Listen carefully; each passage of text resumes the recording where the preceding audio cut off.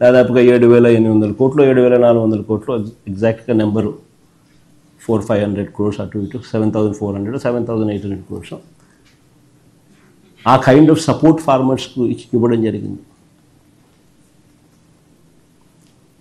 ఈరోజు రైతులకు హక్కుగా రావాల్సిన ఆ ఉచిత పంటల బీమా చంద్రబాబు నాయుడు అధికారంలోకి రాగానే ఆ బీమా పథకాన్ని రద్దు చేసినాడు.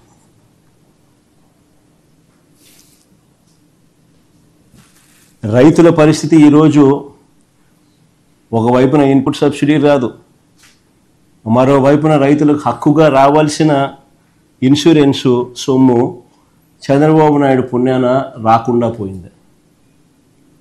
రాష్ట్రంలో దాదాపుగా 84 లక్షల మంది రైతులు దాదాపుగా వ్యవసాయంలో ఉంటే 84 లక్షల దానికి కేవలం 19 లక్షల మంది రైతులు మాత్రమే ఇన్సూరెన్స్ చేసుకున్న పరిస్థితి.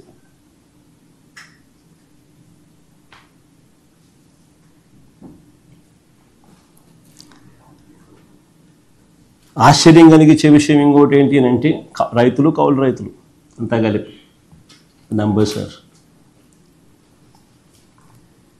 మామూలుగా ఖరీఫ్ టైంలో 87 lakh acres to 84 lakh acres మామూలుగా కల్టివేషన్ జరుగుతుంది.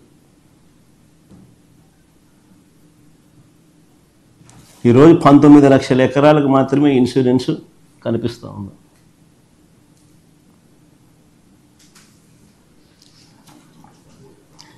మిగిలిన వారి పరిస్థితి ఏమిటి అని అడుగుతా ఉన్నా.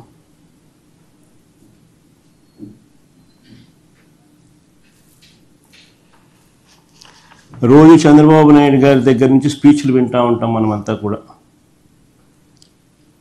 ఆ స్పీచ్ల్లో ఏ పొద్దు కూడా ఊకదంపుడు ఉపన్యాసాలు ఇస్తూ ఉంటాడు చంద్రబాబు నాయుడు. కానీ చంద్రబాబు నాయుడు పెండింగ్లో ఉన్న ఇన్పుట్ సబ్సిడీ బకాయిలు ఎప్పుడు ఇస్తాడని మాత్రం చెప్పడు. తాను ఇన్సూరెన్స్ రద్దు చేయడం వల్ల, తాను ఇన్సూరెన్స్ కట్టకపోవడం వల్ల నష్టపోయిన ఆ రైతులకు ఎప్పుడు ఆ ఇన్సూరెన్స్ నష్టాన్ని పూడుస్తాడో అని మాత్రం చెప్పడు.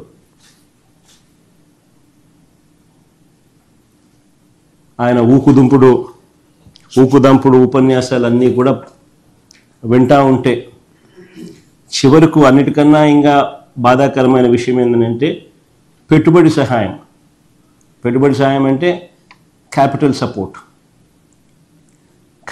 సపోర్ట్ కింద పిఎం కిసాన్ కాక అన్నదాత సుఖీభవ అని పేరు పెట్టి ప్రతి సంవత్సరం 20,000 ఇస్తానన్నాడు. ఆయన అధికారంలోకి వచ్చి 2 ఏళ్ళు 40,000 రూపాయలు ఇవ్వాలి, సంవత్సరానికి 20,000 అంటే కేవలం 10,000 ఇచ్చి 30,000 ఎగరగొట్టాడు. సో రైతుల పరిస్థితి ఏమిటి అని అంటే ఒకవైపున క్యాపిటల్ సపోర్ట్ అంటే పెట్టుబడి సహాయం రైతులకు దక్కకుండా పోయింది. 40,000 రావాల్సిన చోట 10,000 ఇచ్చి చేతులు దులుపుకేసుకున్నాడు 30,000 మోసం చేసి. మరోవైపున ఇన్పుట్ సబ్సిడీ ఇవ్వడంలా మా ప్రభుత్వ హయాంలో సమయానికే సీజన్ ముగిసేలోగానే వచ్చే ఇన్పుట్ సబ్సిడీ ఈరోజు రాకుండా పోయింది. మా హయాంలో ఉన్న రైతు భరోసా ఈరోజు కనుమరుగైపోయింది. మా హయాంలో ఉన్న ఉచిత పంటల బీమా ఈరోజు రైతులకు ఒక హక్కుగా రావాల్సిన ఇన్సూరెన్స్ రాకుండా పోయింది. ఇవన్నీ ఒక ఎత్తు అయితే రెండో ఎత్తు అన్నిటికన్నా బాధాకరమైన విషయం ఏమిటంటే ఈరోజు ఇన్ని కష్టాల మధ్య రైతు వ్యవసాయం చేస్తే ఏ పంటకు ఈరోజు రైతన్నలకు గిట్టుబాటు ధర రాని పరిస్థితి ఈరోజు రాష్ట్రంలో చూస్తూ ఉన్నాం.